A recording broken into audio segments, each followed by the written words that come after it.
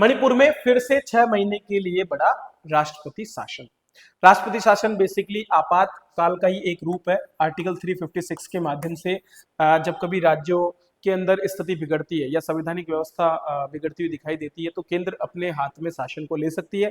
राष्ट्रपति के माध्यम से राज्यपाल को वहां पर प्रमुख के रूप में नियुक्त कर दिया जाता है और जो चुनी हुई सरकार है उसको वहां पर गिरा दिया जाता है या फिर वो कुछ समय के लिए लंबित हो जाती है। तो यही यहाँ पर हुआ। क्योंकि आप सभी जानते हैं कि फरवरी में जो है वहाँ के मुख्यमंत्री के द्वारा इस्तीफा दे दिया गया था जब मैतई और कुकी जो दो प्रमुख समुदाय हैं उनमें आरक्षण को लेकर के और झगड़ा हुआ, विवाद हुआ, ठीक है, और इसी वजह से राज्य में हिंसा भी हुई। 11वीं बार राज्य में राष्ट्रपति शासन लगाया गया था 13 फरवरी 2025 को। सर्वाधिक अगर बात करें किसी राज्य में राष्ट्रपति शासन लगाए तो वो आपका मणिपुर ही है। आपको ये याद रखना है, मणिपुर में अब तक 11 बार राष्ट्रपति शासन लग चुके हैं, जबकि पूरे देश में 134 बार अब तक राष्ट्रपति शासन का प्रयोग हो चुका है। क्योंकि राष्ट्रपति शासन के लिए जो न्यूनतम अवधि है वो 6 माह होती है, ठीक है। हालांकि इसको अधिकतम आप 3 साल के लिए बढ़ा सकते हो, ठीक है। उसमें भी एक प्रावधान है कि 1 साल से ज्यादा तभी बढ़ाएंगे जब आपके जो है ये निर्धारित हो जाए कि हमारी जो निर्वाचन आयोग है वो किसी भी रूप में निर्वाचन कराने में सक्षम नहीं है वहां पर, तभी आप 1 साल से ज्यादा बढ़ा सकते हो। वैसे एक बार में 6 माह के लिए बढ़ाया जाता है और संसद के जो दोनों सदन हैं उनकी मंजूरी, राज्यसभा और लोकसभा दोनों की मंजूरी यहाँ पर इसमें जरूरी होती है। तो आमतौर पर 6 महीने के लिए, लेकिन 3 साल तक अधिकतम इसको बढ़ाने का प्रावधान इसमें रखा गया है।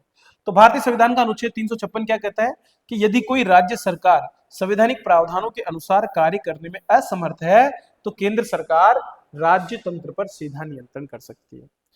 356 से पहले ही 355 भी है। 355 कहता है कि केंद्र की यह जिम्मेदारी है कि वो ये सुनिश्चित करे कि राज्य में संवैधानिक रूप से सरकार को चलाया जाए।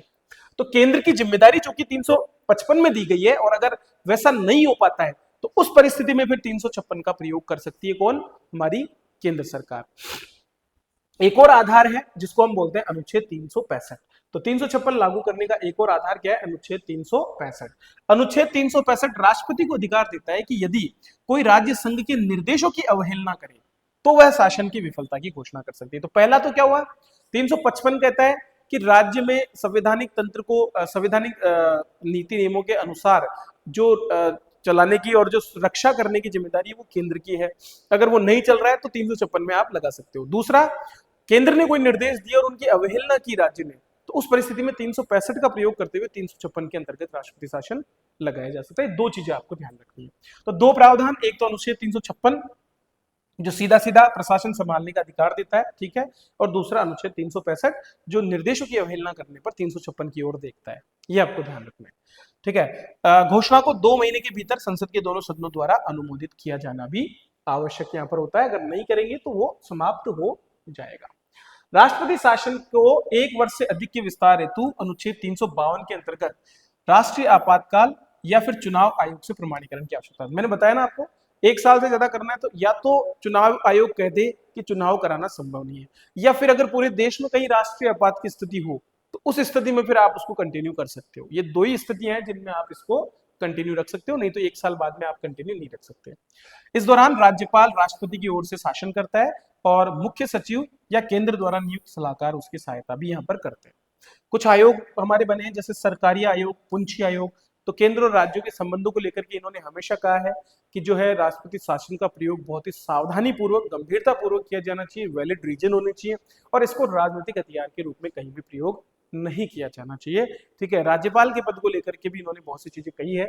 इसके अलावा एसआर बोम्मई करके वर्ष 1994 का हमारा एक फैसला भी कोर्ट का आया था जिसके अंतर्गत ये कहा गया था कि इस प्रकार से राष्ट्रपति शासन लगाया जाना जब कहीं कोई औचित्य नहीं हो तो ये कहीं ना कहीं हमारे संवैधानिक तंत्र के खिलाफ है और इसमें सुधार करने की भी आवश्यकता यहाँ पर दर्शाई गई थी और कहा गया था कि विवेकपूर्ण और तर्क संगत इस्तेमाल राष्ट्रपति को किया जाना है। किसका? अनुच्छेद 356 का।